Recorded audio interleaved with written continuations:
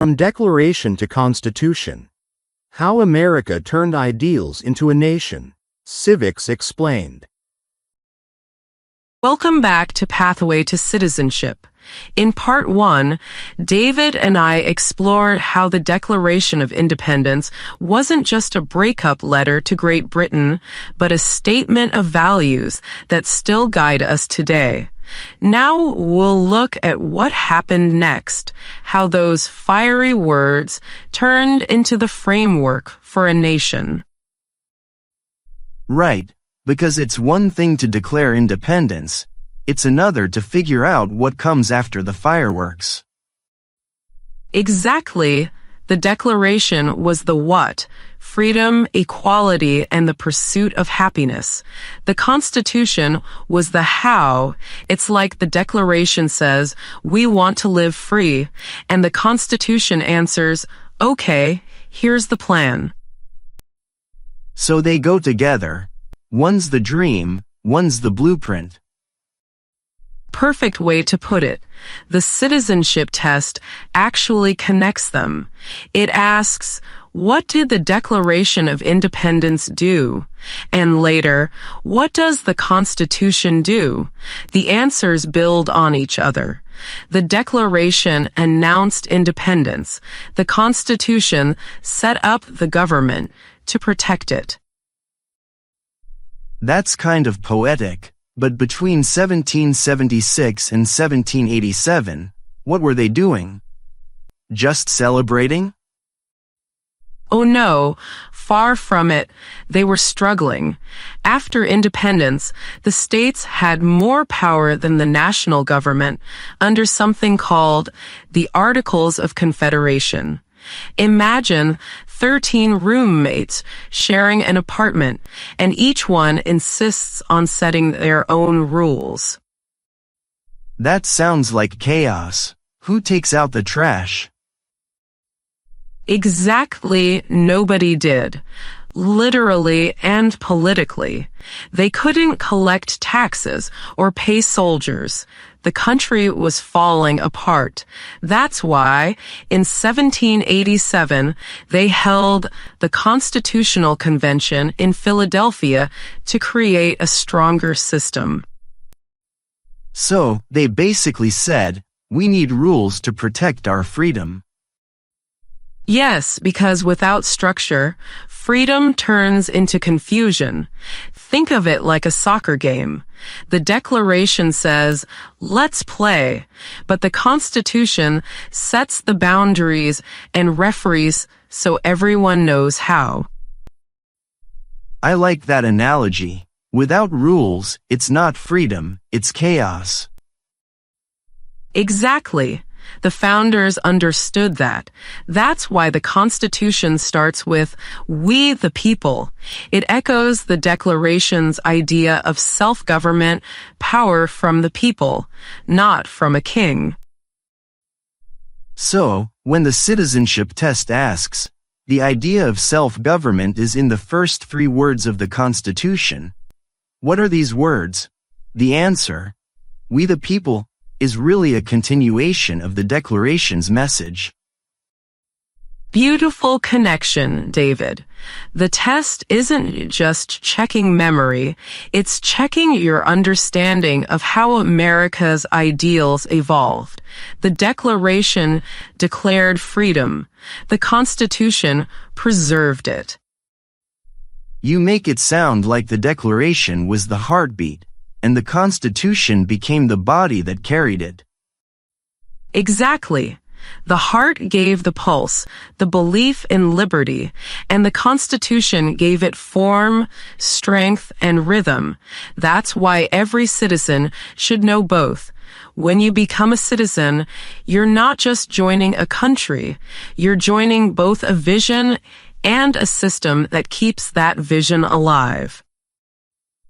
I like that. The Declaration gave us the reason, and the Constitution gave us the recipe.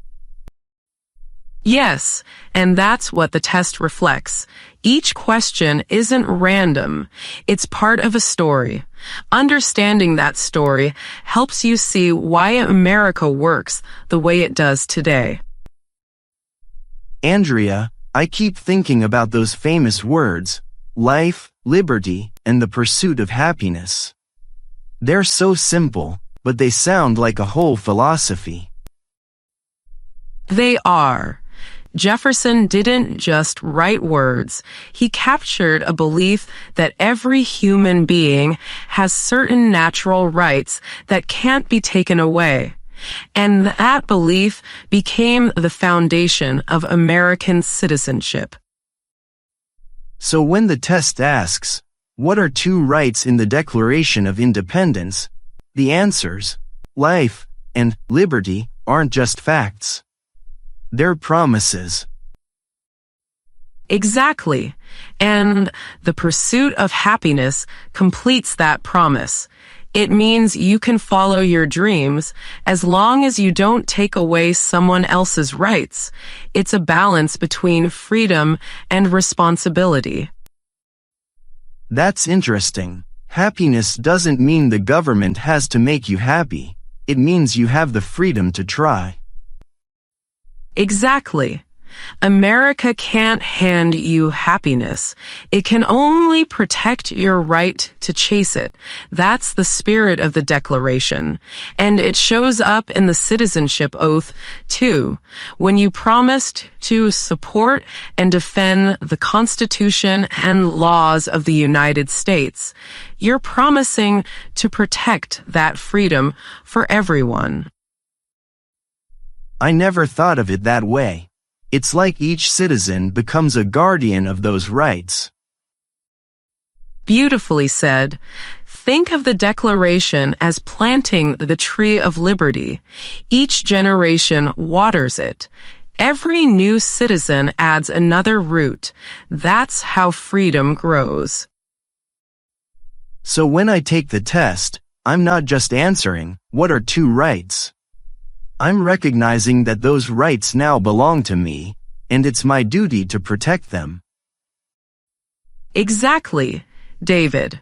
And that's why the test includes questions about rights and responsibilities.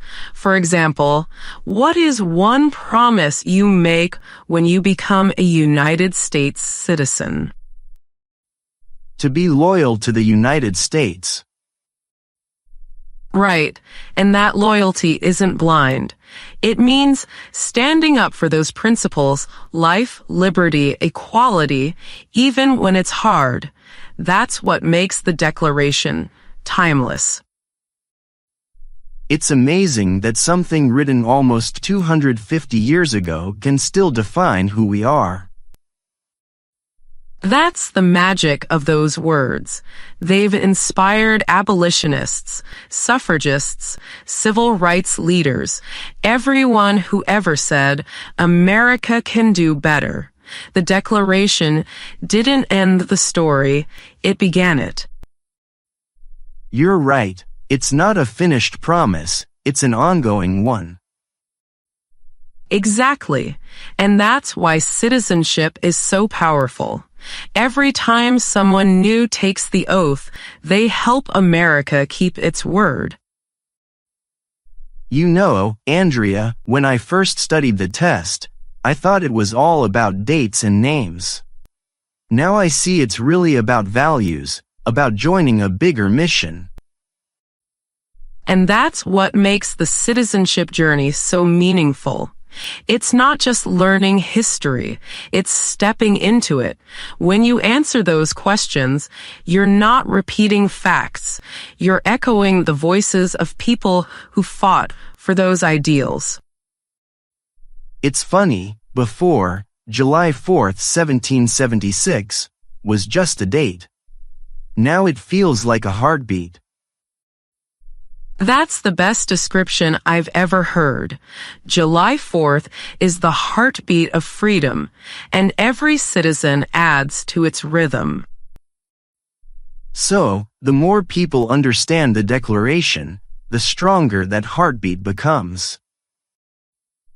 Exactly. And that's why we study, discuss, and celebrate it. Because the Declaration isn't just a document, it's a living invitation. It says, join us, believe in liberty, help keep it alive. I think I'm starting to understand why you love teaching this so much. Because every conversation like this reminds me of why America began and why it continues. And next time, we'll connect these ideas to the Constitution itself to see how those words of independence became the laws that still protect our freedom today. I'll be ready. The pursuit of happiness continues. It always does, David. It always does.